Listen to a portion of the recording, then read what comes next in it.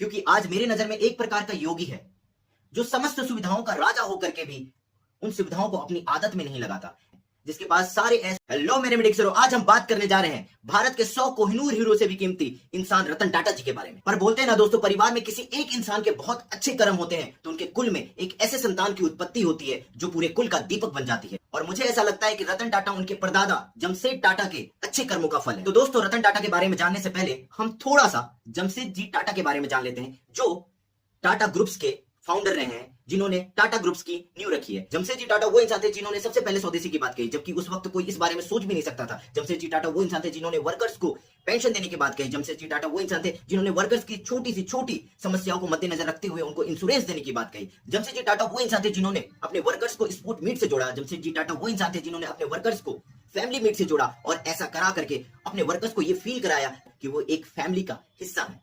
मतलब टाटा ग्रुप्स की फैमिली का हिस्सा बनाने के लिए जमशेद जी टाटा ने इतने सारे प्रयास किए। जमशेद जी टाटा वो इंसान थे जिन्होंने ताज होटल की स्थापना कराई, और इस बारे में अगर आपको जानना है उन्होंने क्यों ताज होटल को बनाया था तो आप इस बारे में गूगल पर सर्च करके या यूट्यूब पे सर्च करके देख सकते हैं। तो दोस्तों, आपको क्या लगता है ऐसा कौन इंसान कर सकता है जिसके अंदर पेट्रोटिज्म कूट कूट कर भरा हो? और मुझे ऐसा लगता है कि जमशेद जी टाटा के अंदर पेट्रोटिज्म की भावना बहुत अच्छी रही। तो ये बात तो हो गई जमशेद जी टाटा के बारे में, बट अब हम बात करते हैं रतन टाटा जी के बारे में। हमने जान ही लिया कि रतन टाटा जी का जो परिवार है वो बहुत ज्यादा विजनरी रहा है। वो उन चीजों को उस वक्त अप्लाई करना शुरू कर दिए थे जो आज तक बहुत सारी कंपनियां अप्लाई नहीं करती हैं।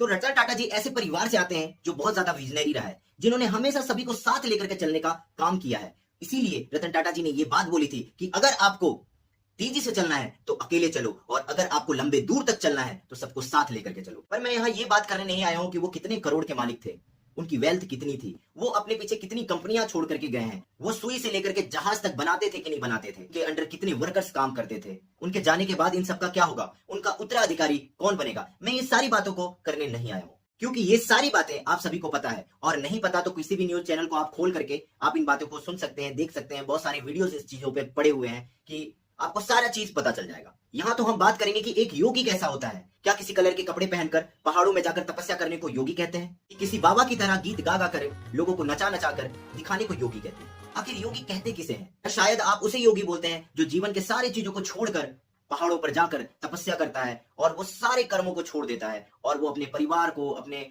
दोस्त को, अपने यार को, सभी को छोड़कर पहाड़ों में जाकर के तपस्या करता है, या आप उसे योगी बोलते हैं? मुझे लगता है कि यहाँ पर योगी की परिभाषा बहुत अलग है, क्योंकि आज मेरे नजर में एक प्रकार का योगी है जो समस्त सुविधाओं का राजा होकर के भी उन सुविधाओं को अपनी आदत में नहीं लगाता, जिसके पास सारे ऐशो आराम के समाने हैं बट उसको उन चीजों से कोई मतलब ही नहीं है।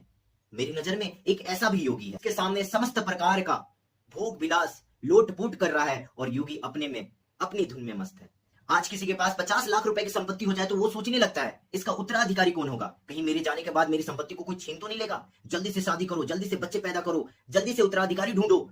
ये सारी चीजें होने लगती हैं। लेकिन एक ऐसा योगी जिसके पास हजारों करोड़ों की संपत्ति होने के बाद भी उनको इन सारी चीजों से कोई मतलब ही नहीं। तो मैं आप लोगों से ये पूछना चाहता हूं कि क्या आप लोगों को ऐसा नहीं लगता कि रतन टाटा एक योगी के समान थे, जिनके पास हजारों करोड़ की संपत्ति, जिनके पास सारी सुख सुविधाएं थी, वो चाहते तो क्या नहीं कर सकते थे। उत्तराधिकारी की कमी नहीं होती उनके पास इतना वैभव था, इतना ऐश्वर्य था, पर फिर भी उन्होंने अपने जीवन को इतना सिंपल जिया, लोगों के लिए जिया। इसीलिए आज सारे भारत के लोगों में उनके जाने के बाद शोक का माहौल है। किसी से कोई रिश्ता नहीं है, उनका किसी से रिश्ता नहीं है, तब भी उनके आंखों में आंसू है।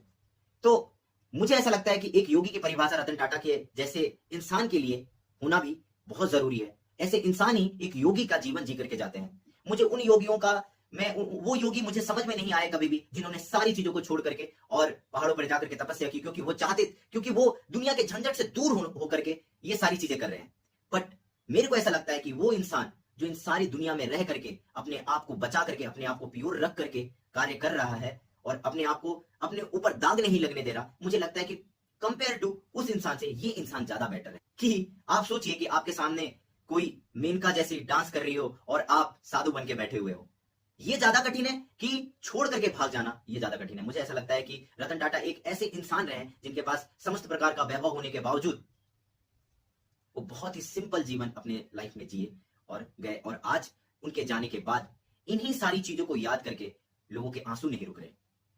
तो ऐसा इंसान होना भी इस युग में बहुत कठिन है। और मुझे ऐसा लगता है कि रतन टाटा जी को ये देश कभी भूल नहीं पाएगा, उनके कार्यों को कभी भूल नहीं पाएगा ये देश, क्योंकि उनकी पेट्रोटिज्म उनके खून में रहा है, उनके परिवार में रहा है। और बोलते हैं ना, परिवार की चीजें एक दूसरे में जाती ही है। तो मुझे ऐसा लगता है कि रतन टाटा जी का जो जन्म हुआ, मुझे ऐसा लगता है कि जमशेदजी टाटा का पुनर्जन्म ही रतन टाटा के रूप में हुआ है, क्योंकि जो विचारधारा उनकी थी, जो जिन विचारधाराओं पे उन्होंने काम किया, उसी विचारधाराओं को लेकर के रतन टाटा जी ने भी काम किया।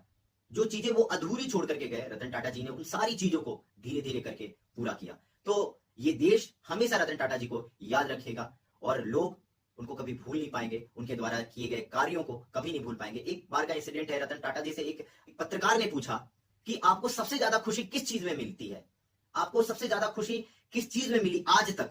तो रतन टाटा जी ने बोला, मैंने इतनी बड़ी बड़ी कंपनियां बनाई, इतने सारे चीजें किए, लेकिन मुझे कभी संतुष्टि नहीं मिली, तब कभी उस प्रकार की खुशी नहीं मिली। लेकिन एक बार जब मैंने कुछ विकलांग बच्चों के लिए व्हील चेयर्स दिए, पहली बार मुझे बच्चों को व्हील चेयर दे करके खुशी मिली।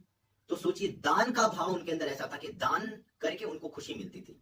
इसीलिए उन्होंने अपने जितनी भी टाटा की कंपनी है, टाटा की पूरी कमाई, पूरी वेल्थ में से 68% सभी फंडिंग में जाती। तो दोस्तों, अगर आप लोगों को ये वीडियो अच्छा लगा तो कृपया करें, इसको शेयर करें, लाइक करें और अपना कमेंट जरूर डालें कि रतन टाटा जी के बारे में आप क्या सोचते हैं।